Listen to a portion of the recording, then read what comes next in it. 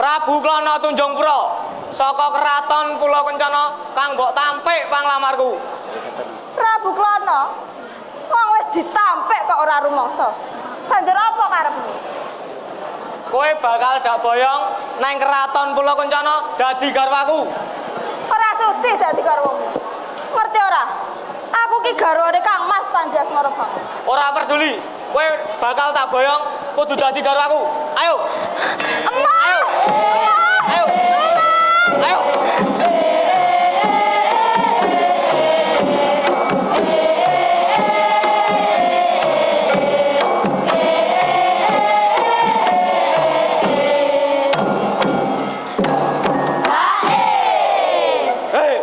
Sapa satria bagus kang ngrebut Dewi Sekartaji? Aku, Panji Asmara Bangun, garwane Dewi Sekartaji. Ayo, dak jaluk Dewi Sekartaji. Dewi Sekartaji bakal talungake yen kowe bisa mateni aku. Oh, kene marganing patimu.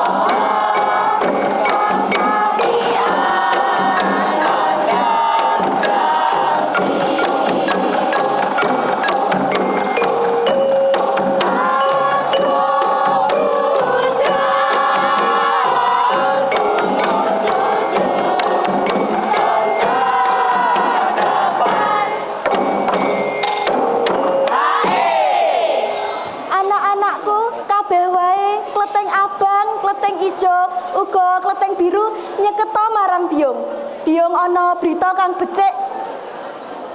Ana kabar apa to, Biung? Aku karo adik-adikku Klenteng biru lan klenteng ijo kok dadak dikon macak bareng.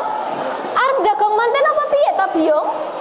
Mbak Yu, klenteng abang Biung kuwi nek jagongan ora tau ngajak-ngajak anak-anake. Lah ya bener. Ndak ganggu le kuwi lho arep ngapeli Dudo Bagus.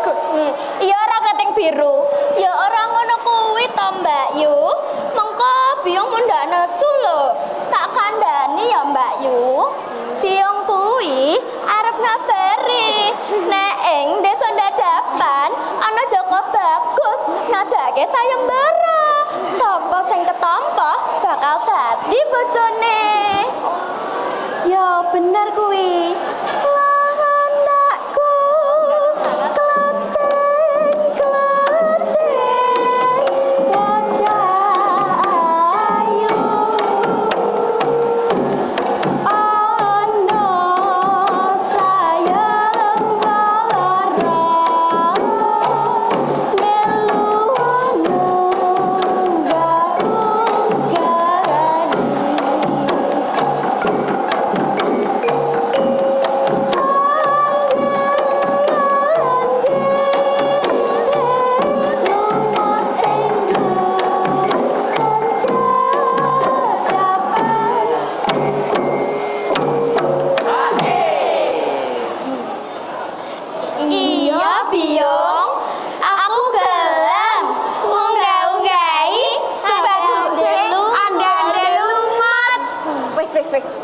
Mundur.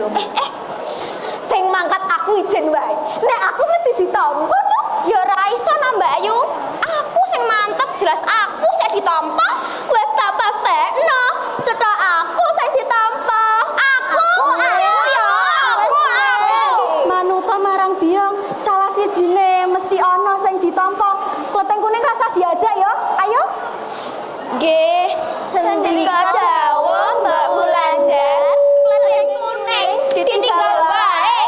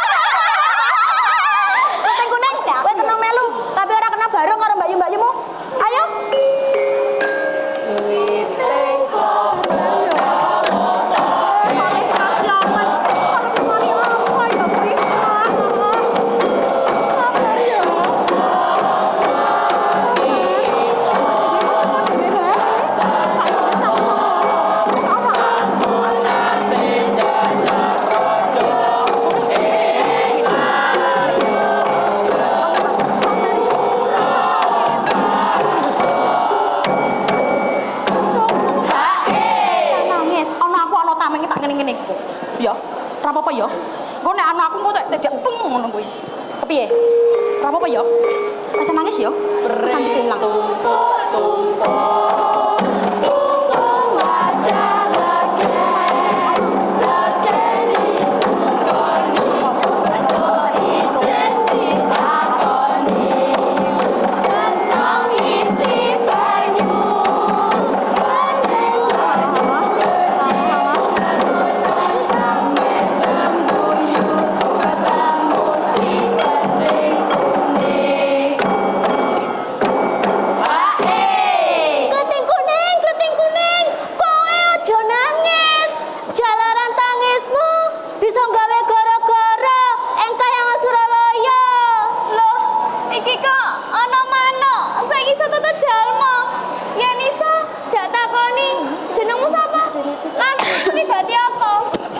Aku peksi banget tontong saka Kahyangan Suralaya supaya bisa maringake pusaka sodolana kanggo Bupati Klething Kuning. Banget tontong. Mbak aku njaluk tulung temokno aku karo jalan bojoku ya banget tontong. Gel aku ngene iki kepiye to? Ora ketemu bojoku iki kepiye kesuwen. Klething Ganyong, kowe kuwi durung wancine golek calon bojomu kok. Rampuna dhisik ya pasinanmu Klething Ganyong. Kesuwen. Selak kripot. Klething Kuning. Iki tanpa nono wujude sada lanang, aku bakal bali makayangan. Matur nuwun ya banget tantang, tak tampanane pusaka sada lanang.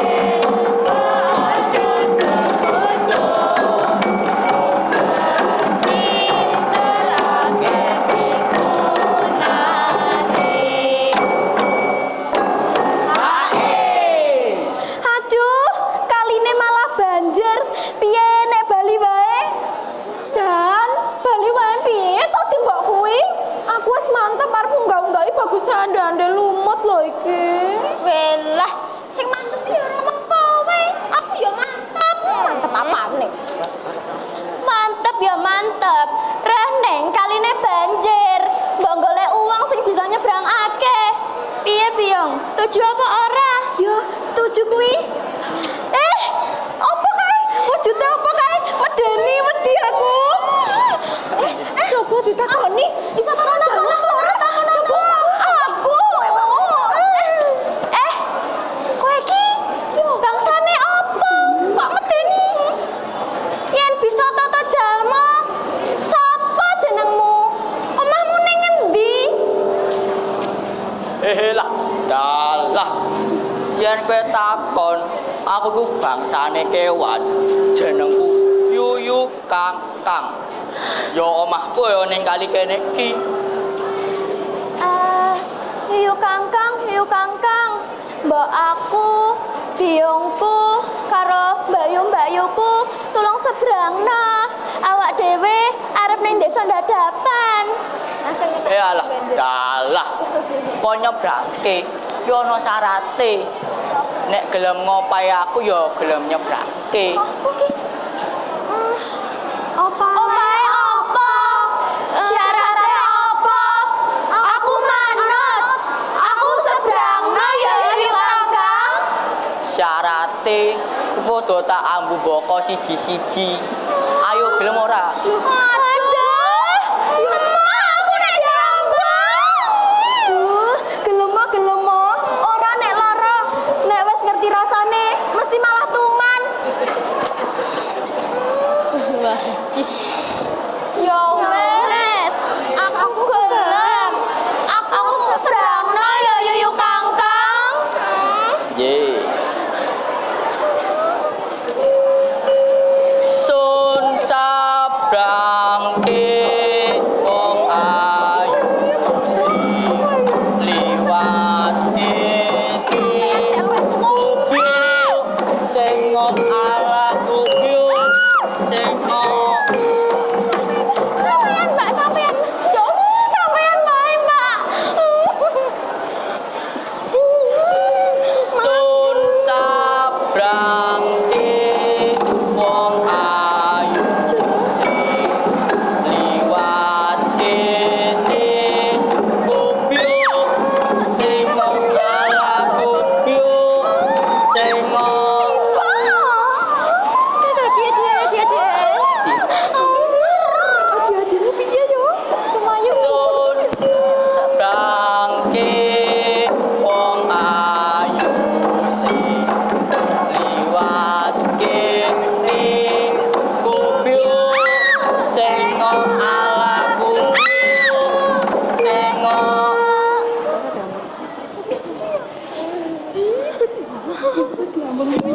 sun sabrangke wong ayu sing liwat kene kubyuk sing ala kubyuk sing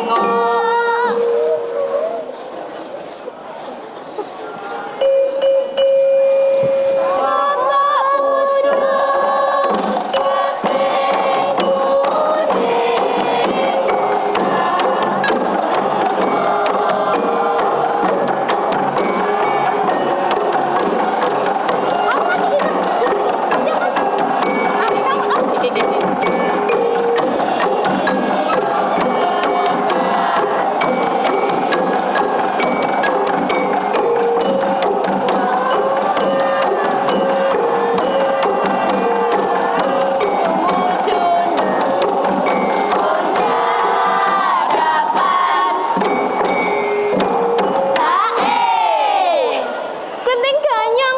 Iki piye? Kaline kok malah banjir. Oi, Bayu, klenting abang, klenting ijo, lan klenting biru. Mau pada lewat kene lho. Banjir.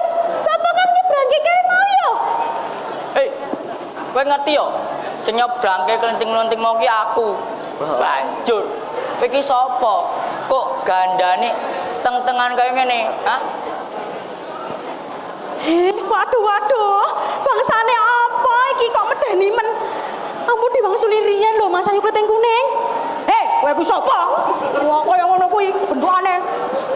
yo aku klenting Yuyu Kangkang penjaga kali kene iki aku penting Yuyu Kangkang jenengmu. Namanipun Yuyu Kangkang bela dalam lan ini. Yuyu Kangkang. Mas Ayu Kleting Kuning. Ora mubeng-mubeng mumet aku kok. Ya Allah, dalah. Yuyu Kangkang ta jenengmu? Yuyu Kangkang, aku jalan tulung yo. Sebrangna aku kaya Bayu kae mau. Apa wis? Aku manut. apa kok nyebrangke ora sudi ora siut lho Mbak Yu mau ayu tur gandane wangi-wangi ora gelem aku nyebrangke kowe Ya wis nyebrangke aku wae piye? Iki nyong. Ora gelem. Diamung gelem ora? Walah, jual mahal banget bentukanmu lho kaya buta. Wis dalah. Yuyu Kangkang, anggonmu kuwi lho. Kok ya mbok beda-bedake kae mau to? Ya ngalah. Aku ngene iki. Ya piye? Ya ngalah. Nek ora to kali iki tak tampakno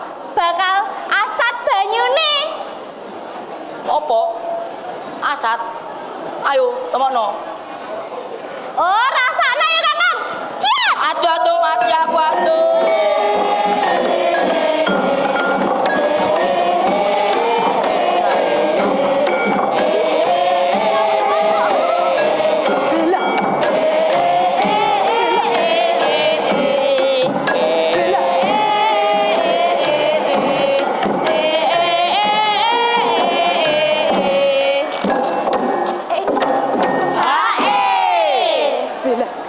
Neng ndi mau keting kuning mau ki? Neng ndi ya? Belakang gayo. Waduh, apa iki? Waduh, apa iki? Waduh, iki sapa? Kok medeni men bentukanmu ki? Lah aja di ngono kuwi. Kekondeku apa iki? Ya Kono, klenteng kuning ana ndi? Nek ora anu doake, ajar kowe. Waduh, ora ngerti aku lho ditinggal mau ki. Piye iki? Iya toh? Colna. Ayo tujono, klenteng kuning ana ndi? Ora ngerti. Waduh. Ora ajar kowe. Waduh, nek ora mlumpet aku sama jenengan iki. Hei, madhep hei.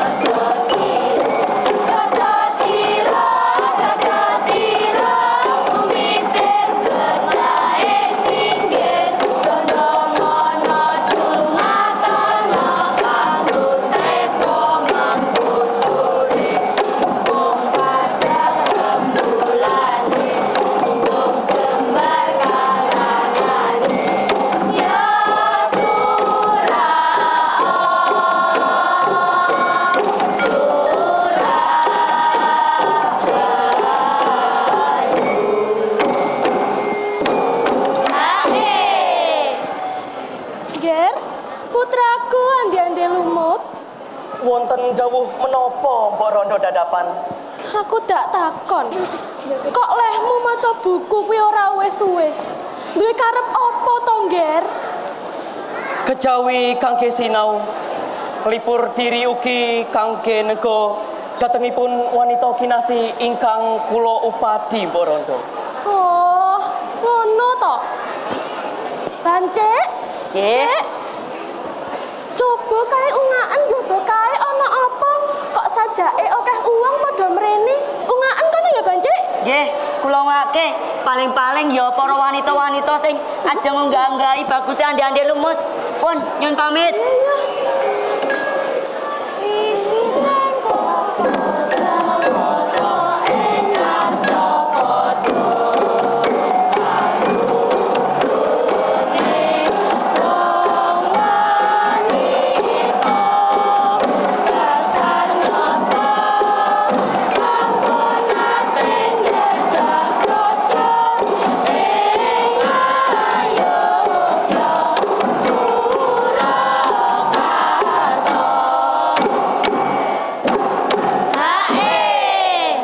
Loh, sapa kowe? Kok rame-rame ngene? Ya iki arep ngunggah-unggahi andi-andi lumut. Oh, arep ngunggah-unggahi bagus andi-andi lumut. Iya. Semangga mlebet.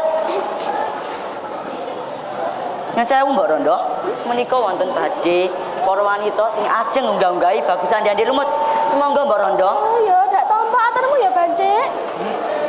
Derek nempangaken sampeyan niku sinten kemawon? Ugi saking pundi?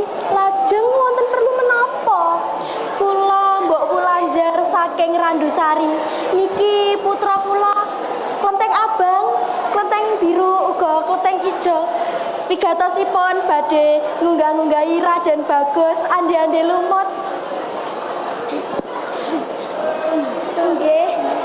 Leres Mbak Rondo dadapan. Kula sami badhe ngunggah-unggahi baguse andi-andi lumut.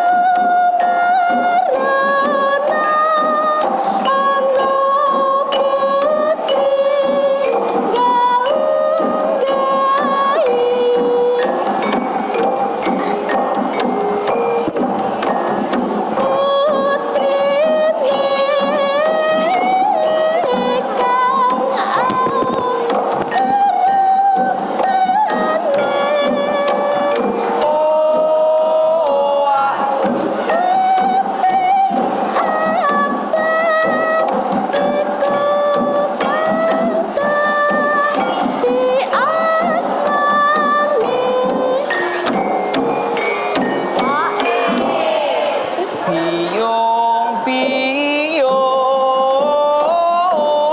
kula boten purun kleting abang sing sanesi yuyu kangkang. Waduh ora ditampa, makane marang wong tua iku sik prihatin. Simbok Nami kula Kleting Ijo Mbak Rondo. Oh iya. Tak tembungake ya, ning nek ora ditampa aja nesu ya. Nggih.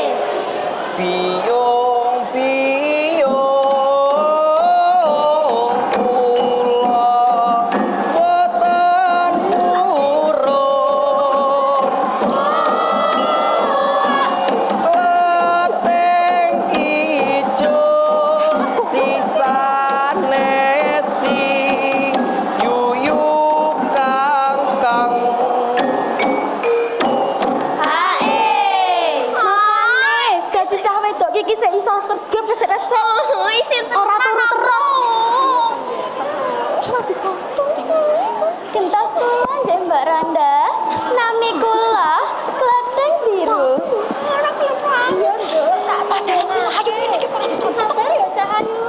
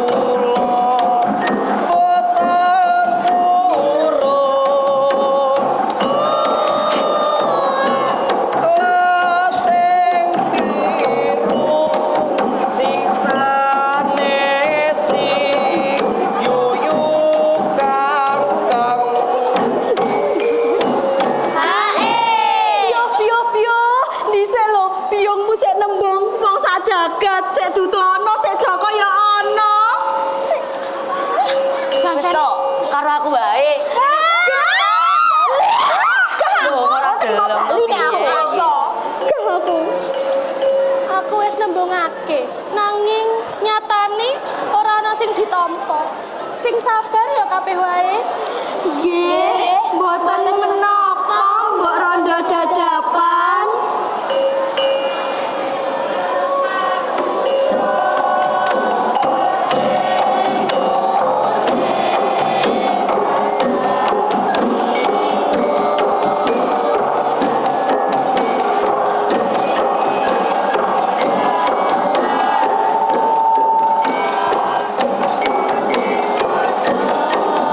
Jauh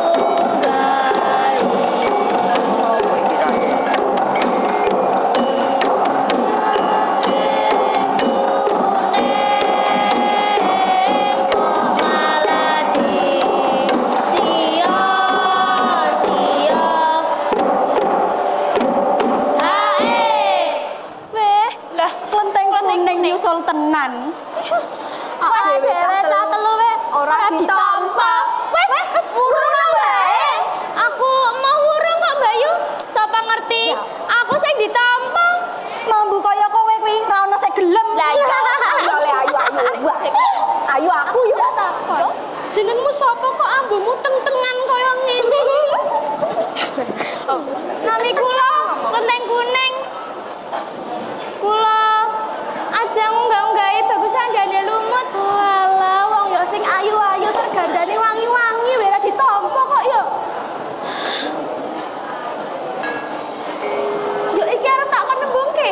Nggih. Tole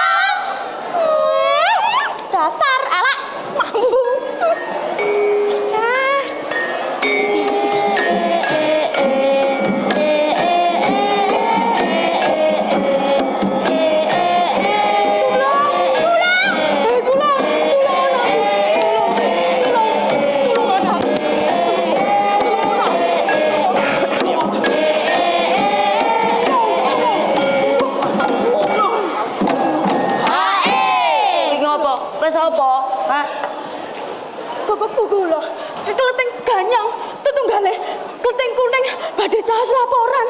Arep laporan bab apa iki? Lagi jokiso. Arep matur apa? Kakake lho, ning jaba kono ana Prabu Klana ngamuk. Arep nganu Klenteng Kuning. Kae. Wis to, nek Prabu Klana ngamuk, kon le tanggung jawab. Keparat. Go karepe dhewe. Aku ora pangling kowe Panji Asmara Bangun. Ayo, dak jaluk Dewi Sekartaji Galuh Candra Kirana bakal dak boyong nang kraton kula kencana. Aku ora pangling marang kowe Prabu Klana Tunjungpura. Dewi Sekartaji Galuh Candra Kirana bakal tak kukui. Ayo, rebutan kanthi cara satriya. Oh, lakon mati ning aku.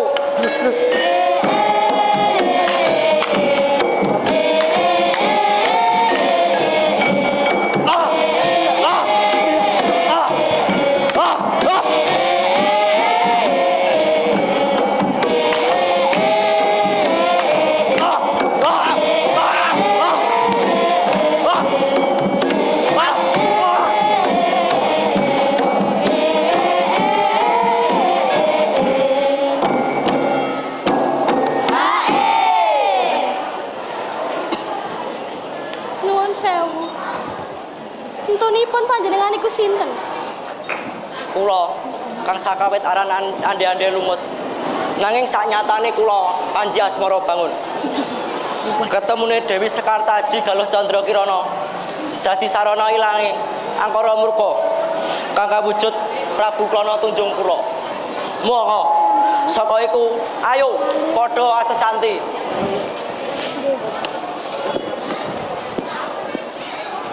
Wis. Apa ya ibu kata?